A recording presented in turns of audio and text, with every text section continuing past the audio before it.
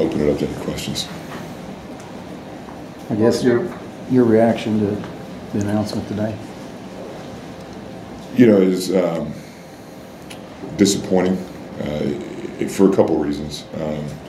Logan Bauman, who's our video coordinator, was really shaken up over this because he was a part of that team. And when you're sitting next to somebody when this comes out and you see how devastating it is for them, and me being a former player, you know the hard work that countless players put into practice, individuals, games, all the quote-unquote grind of a college basketball season. And you know, it's tough in that regard. You know, I sent a lot of these former players, Luke Hancock, Gorgie, a lot of guys, text messages that said, this doesn't change what you guys did. I said, you guys won 16 games in a row, you guys went 35-5, and you guys cut down the nets in Atlanta. It doesn't change that. I said, you don't need a banner to tell you that you're a national champion, and in my view, they will always be one here. And it's disappointing, obviously, for them, because they're the ones that accomplish something that not too many people ever accomplish in sports. And it's disappointing for the coaches that put in a lot of the hard work to obviously make that happen as well.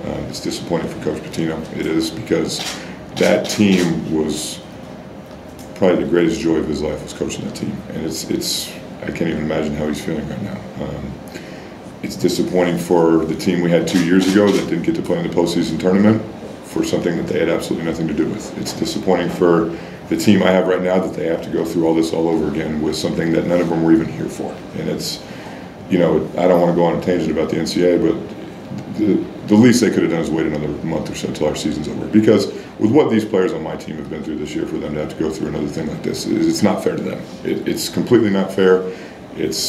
Look, reality is what it is, I get that, but these 14 players have been through enough in the last 4 or 5 months that this is going to be a distraction for them. And I hope, because they're great kids and tough kids mentally, that they can get through this. And I know they will, but it's unavoidable. And I called him in at noon today, and I told him right after we found out what was going to happen, what was happening, because I wanted them to hear it from me. I don't want them hearing through social media. And you know, maybe it's a good thing we're going out of town for a couple of days, and we can just stay close as a group and just focus on what we need to do, and that's trying to win basketball games.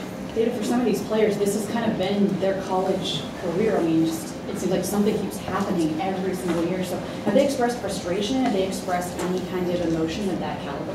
Well, Honest was nervous when he got the text about the meeting, because 2 years ago he remembers the same thing, finding out we're not going to play in the postseason. And obviously that wasn't a concern. I think he was relieved, but next week we can talk about it more. But losing these two seniors is going to be very difficult, because they've gone through a lot of stuff that they didn't have anything to do with, and they deserve to be, and all of our players on our team deserve to be, they deserve a lot of admiration for the way they've handled a very tough basketball season. We haven't had a lot of time to focus on just playing basketball. There's been a lot of distractions, and it's not fair to them, because they're 19, 20, 21-year-old kids that are playing something that they love to do. But with that being said, I mean, it's reality. We can't act like it's not happening. So, we just got to move on. We got to get ready for practice here in about 45 minutes and get ready to go play the number 5 team in the country on the road. You mentioned that a couple years ago when another announcement kind of like this happened. You guys had to go play Duke right after that. I mean, can you take anything from that, how you responded to that, to tomorrow night? Is that who we played, seriously? Yeah. It's what happened today doesn't change the magnitude of the challenge we have of trying to win tomorrow. I mean, we're going into one of the toughest places in the country to play against the number 5 team in the country. So none of that changes. It's just, I hope our guys can just focus on what we have to do. And I think they will. I mean, unfortunately, this isn't the first piece of adversity they've had to deal with this year, so they're getting kind of acclimated to it. But, it's basketball is where they just want to get away and focus. And I hope today at practice that's the same way. What can you do to minimize the distraction, do you think? Well, that's why I said, we had planned to go straight from Durham to Blacksburg and not come back about a week and a half ago, so it's not like we just decided to do this. But that might be a good thing. Timing is everything sometimes, and maybe that's a good thing, because we're all together. Obviously they'll still take care of their academic needs. Our academic guy, Kamari, will be going with us, and we'll all have our study hall and all that kind of stuff. But just being together, hopefully try to block out the distractions and just focus on basketball. And you know, it's because at the end of the day, we got to win a couple of these games. There's no question about it. We got to try to win as many as we can. So that's got to be our focus. Is there at least one positive, maybe, that this is out of the way now and it's dealt with and it's done and everybody can kind of move forward? Yeah, I mean, it's good that there's closure, I think, for everybody involved. It's not the closure we were hoping for, obviously, but, you know, it's this too in time shall pass, I guess. It'll probably take a long time. But, you know, at the end of the day, I just want all of our former players that were here and to know that it doesn't change what they accomplished. And I think Dr. Postal and Vince both said that today, and I firmly believe that. I mean, it's, you know, you don't need a banner to tell you that you are a national champion. And I just want all of our former players to know that. And it's, you know, it's disappointing that they have to suffer because of the actions of a very select few individuals. But, you know, sometimes life just throws you curveballs and you just got to react to them. I think a lot of people probably expected the appeals committee to reject the appeal. Were you surprised that it was rejected? Or? You know, I didn't know enough about the facts of the case. You know, obviously wasn't privy to a ton of the information. I wasn't at any of the appeal hearings or any of that stuff. So, you know, I'm really just kind of an outsider looking in, believe it or not. That probably sounds crazy, but probably one of those situations where you certainly hope for the best, but you have to expect the worst. And, you know, it's just another tough day. But with that being said, my job as a basketball coach of this team is to get these guys ready to play tomorrow. And, you know, it's if we can come out tomorrow and get an upset on the road, maybe that'll help soothe a lot of people out there. You mentioned you want to go win as many of these remaining games as possible. Does your team, do you feel like your back's against the wall? Yeah, our back's against the wall because we're coming off a loss. You know, yesterday was the first time as a team all year we talked about the NCAA tournament. I had one of our staff guys put on the board ACC rankings with conference records, overall records. I said, here's where we are. If the season ended today, would we be in the tournament? Hard to say. What do we need to do specifically to get there? Hard to say. You know, I know there's a lot of talk about these quadrant 1 wins. I'm not even sure what goes into that. You know, I don't know if anybody is, but all I know is that we got to try to win as many of these last 4 games as possible. The good news about these 4 games is if you win 1, 2, 3, 4 of them, they're all good wins. 3 of them are on the road, 1 against the top 5 team. The 1 at home is against the #1 team in the country. So all these wins are great opportunities to help build your resume. And, you know, I didn't say we have to get to 19, 20, 21, 22 wins. I didn't say that because I don't know the answer to that question. All I said is, you know, we need to focus on a team that's trying to win as many of the games as possible. And we as a team need to try to do this not only for each other, but for Quentin and us. And I'm a big believer in that because this is their last opportunity. 2 years ago, they were on a top 10 team and they didn't get a chance to do it.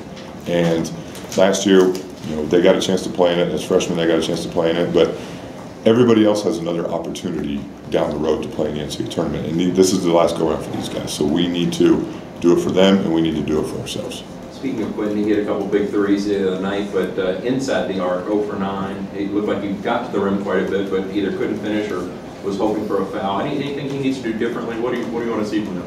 No, Quentin's playing well. You know, without getting into the other night, we just got beat by a team that played better than we did. You know, are they better than us? It's hard to say. They just played better than us that night. And when you dig yourself a 19-point hole in the first half, it's tough to overcome. And you know, Quentin's been playing well all year. He's going to finish this season really strong. I can see it. He has a determination to go out on a high note. And, you know, I don't know how many minutes he played tonight, but the ball's going to be in his hands. I mean, he's a senior point guard, and we're going to ride with him as far as we can go. Do you prepare just assuming that Bagley will play? Yeah, you have to. I mean, I don't, as far as I know, they haven't said one way or another, but you have to assume that he's going to. And even if he doesn't, you know, they're coming off a win at Clemson, which is a big-time win. I mean, that's a tough place to play against a very good team. And, you know, they still have Grayson Allen, who's a 4-year all-conference player. They have Wendell Carter, who's probably a lottery pick. They have, you know, Gary Trent, Trevon Duvall. They got a lot of talent. So, you know, obviously, Bagley's their leading scorer and rebounder, but it's Duke. You know, they're gonna be a tough matchup no matter who may or may not be playing for them. Another offensive powerhouse, really, just like team you played. Are they a different kind of offense? Well, it's not a team where you can say you got to stop the three and you beat them, or you play zone and keep them out of the paint and you beat them, because they've got, you know, Wendell Carter's, you look at him and you're like, there's no way this kid's a freshman. He plays like he's a 26-year-old NBA veteran, and just because how physically strong he is and how skilled he is, and you know, they can. I think they're leading the ACC in three-point field goal percentage. They can really shoot the ball, and you know, and they're at home, so it's going to be a battle tomorrow. I mean, there's no question about it. We have to play probably as close to perfect as you can get to have a chance, just because that's how good they are. And you know, but with that being said, I mean, we don't fear any opponent. We don't go into a game saying we have no chance of winning. We haven't done that all year. You know, we played at Virginia, we played at Purdue, we played at Kentucky. And, I mean, we never had that mentality, so that won't change tomorrow night. Dave, what are you guys going to do defensively to slow down Duke? They average 87.4 points per game, just top Villanova for the #1 scoring team in the nation. We changed the whole game plan. We're going to play like Virginia. We're going to hold the ball in offense and take a bunch of shot clocks. So, no, you know, they're obviously a great transition team, especially at home. They run, can score at the rim, can shoot threes, can do a lot of different things. You know, you got to take good shots against them. Actually, you say you got to take great shots against them. You got to, you know, you can't come down and kind of fall into the trap that we fell into a little bit the other night at times, where you're coming down trying to just match them basket for basket. You got to make them work a little bit on defense. You got to really hone in defensively on what you need to do, and you know, you just got to try to be the better defensive team, because if you don't defend and rebound on the road, it's going to be very tough to win. You mentioned that you wish that the NCAA would have waited another month for this. Did you express that to the players, and what reaction did you kind of sense from them from this coming at this point in the season? You know, it literally was a 5-minute meeting, so it's hard to say. But with as much as these guys have had to go through, I think they, you know, I don't want to say they become numb to it, but they focus on what's in front of them. And you know, I just told them, I said, try to block out the noise as much as you can. Now, this day and age with social media and Twitter and all that stuff, it's going to be hard for them to do. But they just wanted to play basketball. They want to try to win. I thought we had a very good practice yesterday. Hopefully we'll have another good one today. And you know, we just got to focus on what we got to do. Anything else for David? You focused One more. So much since September on keeping it one day at a time, and then you mentioned that you put the NCAA tournament numbers on the board for the first time yesterday. Was that, given the mindset that you've carried all season, was that a sharp break? Was there any? Well, I just felt like it was time. I mean, there's 2 weeks left in the regular season. Why wouldn't we talk about it? You know, it doesn't do any good to talk about it in the middle of January, because there's so much left that could happen. But now with 4 games remaining, I mean, you got to talk about it, and I'm sure they knew where we were. I mean, you know, they're smart kids, but you just got to talk about it, and now you give yourself a goal and say we got to do this. And but with that being said, we haven't changed our approach. We're not looking at Virginia Tech yet. I mean, we're focused on Duke, and then tomorrow at 11 p.m. or whenever that game's over, all right, what do we got to do in Blacksburg?